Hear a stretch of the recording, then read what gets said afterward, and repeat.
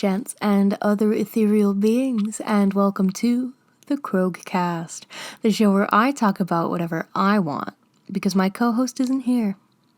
That's right, Emma's not here right now, Mrs. Torrance, and she won't be for a while. She abandoned me to go to Greece. Rude. So, like I said, you're gonna be blessed with my buttery smooth voice for the next few weeks because Emma's not gonna be around to record. So, I get to talk about me things. So today, I'm going to be talking about the movie Saint Maud. Never before in my life has a movie left me feeling so empty. And by now, the 0 listeners that we have should know that I am desensitized to almost everything. And yet somehow, this movie affected me in ways I was not prepared for. If you haven't already seen this movie, I highly recommend it. Of course, I feel like I need to tell you that this isn't a good movie to watch if you aren't in a good place mentally. It covers themes of death, self-harm, other mental illnesses, and suicide. And if you think you can handle that, please go watch this movie before listening to this discussion, because I think that this movie needs to be seen going in blind. But if you're not in a good place, please don't put yourself through that. You feel free to sit here and listen to me. Feel free to sit there and listen to me talk about it. But even if you don't think you're fully prepared for that, that's fine. There's always next week, you know. So, with that brief spoiler warning and disclaimer out of the way, let's talk about Saint Maud. So the movie begins with someone dying, right? That's always a good place to start. And we see them laying on the table, bleeding profusely. And we see Maud sitting in the corner with blood all over her hands, and she looks up and watches as a beetle scuttles across the ceiling. And the title pops up, and we're slapped in the face with a banger of a score. Seriously, the music in this film is so effective. You know, I'll talk about a sound cue later, but dear God, the movie is so good. Really, So Amanda Cole hires Maud as a hospice nurse. This is after Maud has an incident with a patient resulting in their death, and we can assume that the death is what we saw in the beginning. And everything is going about as swimmingly as it possibly could with their predicaments. You know, Amanda was a dancer who is succumbing to some form of cancer, and she is resentful of her condition and of Maud. And Maud is a woman struggling with her past who is a newly found Roman Catholic, right? And so they are vibing, right? They're hanging out. Maud's job is to make sure that Amanda is taken care of, right? She's a hospice nurse. That's what she does. But one day, Maud is told to leave, and because Amanda has a guest over, but not long after Maud leaves, she gets a call from the man that Amanda had over, saying that, yeah, Amanda's way too drunk. You need to come home and take care of her.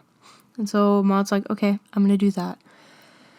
And Amanda confesses to Maud that she's scared to die, and she should be, because that's something that's horrifying to have to come to terms with, right? But Maud promises then to help Amanda save her soul. And so Maud makes it her mission to save Amanda. And this involves a lot of things, right? And throughout this little taking care of Amanda montage, there are moments where Maud experiences holy sensations, one could say. And as she's talking to Amanda, it's revealed to us that we are seeing her interact with God, right? She's a newfound Roman Catholic, and when she prays, sometimes she says, right? She says that sometimes she can hear him talk back, and, sometimes she gets like a tingling sensation when he's in the room. And this is what we were seeing when Maud has her moments. And so, as there's a moment where Amanda and Maud become very close friends, right? And there's a moment where Amanda and Maud are sitting on Amanda's couch eating dinner, eating some soup, and suddenly Jeebus is in the room, right? God's there. He's with them. And Amanda realizes that she can feel God in the room too. And her and Maud have this lovely moment of bonding over God together, and it's lovely. And so from this point on, Maud sort of ramps up her saving of Amanda's soul, right? And this involves in getting Amanda's girlfriend out of the way. And so Amanda has her girlfriend over every once in a while, right? And one of these times, these rendezvous, if you will, it's very salacious. And one of these times, Maud pulls Amanda's girlfriend off to the side and is like, "Hey, you can't see Amanda anymore." And Amanda's girlfriend is like, "Excuse me?" Because what? And Maud is like, "Yeah, because I'm trying to save Amanda's soul, but you can't let Amanda know that I told you to do this. You have to make Amanda think that it's your decision." And of course, Amanda's girlfriend is like, "What? No, that's dumb." And Maud's like, "Well, no, because she needs to be focused on her religion right now and saving her soul, and she needs to be focused on other things that aren't you right now." And I mean, it makes sense, right? Kind of, not at all, really. And so Amanda's girlfriend is like, "Okay, fine." And Maud's like, "But you can't let Amanda know that it was my idea." And Amanda's girlfriend says, "Okay, that's fine. That's whatever." And so for the next few days, Amanda is heartbroken, as you would be. But then a few days go by, and suddenly she's like giggling at her phone, right? And she sends Maud out with a list because now she's decided she's going to have a party. And next scene, sure as shit, there's a party going on, and it's lovely. Maud isn't the party type, obviously, but she is preparing things, right? Because it's Amanda's birthday, and she brings out a cake, and it's really loud, but God is there, apparently. And they're having this cake, right? The lights are off, lights are on, happy birthday, ba ba ba ba ba. And then, as Maud is serving the cake, she hears Amanda out of the corner of her ear talking mad shit, talking about how, yeah, and Maud told my girlfriend, to leave, to save my soul. I'm not sure if she's a bigot or if it's jealousy or bigotry or whatever it is. And Maud tries to leave, and Amanda's like, no, you come back here.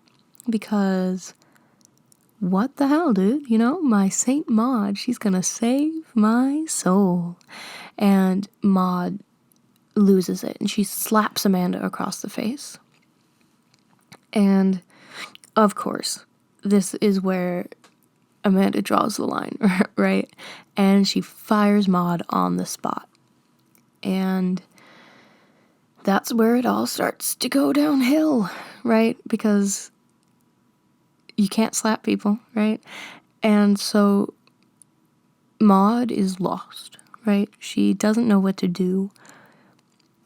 But the end of this film is really the part that gets me, right? It's the part that left me so empty, and the part that I really want to talk about the most, because everything else was a normal psychological film. The downward spiral of a woman dealing with getting fired and finding some comfort in her faith, right? But throughout the film, Maud is shown dealing with issues of self-harm, and her mental health begins to come into question. Towards the end of the film, after questioning her faith, after she's fired and going on a sin-filled bender, she begins to have a seizure. But suddenly, the overwhelming sounds of the city come to a halt as she floats off of the floor. And I mutter, "That's demons, baby." And Maud understands this to be a sign from God and begins to ramp up her worship. And we come to realize that her self-harm is a form of worship to her. She understands that her pain brings her closer to God and that this is what God wants. She pokes thumbtacks into a holy image, one that I don't really recognize. I was raised Lutheran and I'm not really religious anymore, so Roman Catholic imagery goes way over my head. But it may be an image of Mary Magdalene, as Maud earlier states to Amanda that Mary is her patron saint. And we sit and watch as she places the thumbtack-laden image into her shoe, places her feet in, and stands up onto the tacks. Not long after this, Maud wakes up in the middle of the night and watches as a beetle, maybe the same beetle as before, as the beetle scuttles over to her altar, if that's what you call it in Catholicism. As she walks up to it, a voice can be heard talking to her. It's speaking in a language that I don't really understand, but my gut says it's Latin. In either direction, the captions are very helpful, and the conversation goes as follows. I'm going to do a voice, don't make fun of me. My child, the hour draws near. Soon you will join the great embrace. I am proud of you. Take this last test and we will be together at last. And Maud goes, "How will I know what to do?" And the voice replies, "You have always known." So Maud takes her best bedsheet and fashions it into a robe and wears her rosary, and she goes over to Amanda's house. And it's the middle of the night, and Maud kneels in Amanda's front yard and begins to pray. And the wind picks up, showing us and Maud that she's on the right track. And either it's Amanda's hospice nurse or new hospice nurse or her girlfriend leave Amanda's house, right? And Maud makes her way inside. She goes to Amanda's room and sees Amanda in a withered state, finally succumbing to the sickness running through her body. Maud wakes Amanda up, and Amanda is very calm about the whole situation, not at all freaked out by the woman who slapped her appearing at her house in the middle of the night. She states that she's sorry about the way she treated Maud. And Maud states that the Lord forgives words said in anger and begins to take some holy water that she had made to bless Amanda. Amanda, however, pulls away, and Maud tries again, talking about their shared experience with God that they had. But Amanda tells Maud that she faked it. Amanda just wanted to feel a connection to someone, something. Knowing that you're dying is a feeling like no other, and she just wanted some comfort in her time of need. And Amanda tells Maud that God isn't real. She must know that, right? And this absolutely shatters Maud, who begins sobbing uncontrollably almost immediately. Amanda begins to laugh as her face contorts into that of a demon's, and in the only jump scare of the movie, throws Maud across the room, gloating about how easy it was to break Maud's faith. Maud, having just been thrown into a mirror, picks up a pair of scissors and begins brutally stabbing the demon to death. As it lets out one final gurgle, Maud leaves, having passed her test, covered in Amanda's blood. The next morning, we see that Maud has now earned her wings. She is now adorned in a beautiful set of glowing wings, and we watch as Maud picks out a nice new pretty pink bedsheet and walks down the street carrying her grocery bags. As Maud passes the beach, she sees the clouds begin to circle, a sign from God. She walks onto the beach and sets her grocery bag down. She looks to the sky. The circling clouds have begun to glow with heaven's light. She carefully unwraps her grocery bag to reveal a gallon of acetone, and she begins to pour it over her head.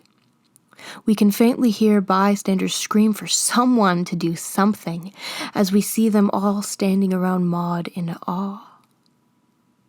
Maud flicks her lighter on, and the crowd all falls to their knees, witnessing the glory of Maud's heavenly glowing light. She is pure. She has burned away her sins and is now an angel of the Lord. Until the final second of the film where we see Maud, the real Maud, engulfed in flames and screaming in agony, and then it ends. And we are left in a deafening silence. And I am left empty. Something that I hate to love about this movie is that it is so effective with the way that it plays with our perception of events. As we come to learn in the final second of the film, we are being held hostage by the unreliable narrator trope. We can't believe a single thing that we have seen in this movie because we are seeing it from Maud's perspective. And as we are shown, that perspective is so twisted. And that's what leaves that sinking feeling in my soul.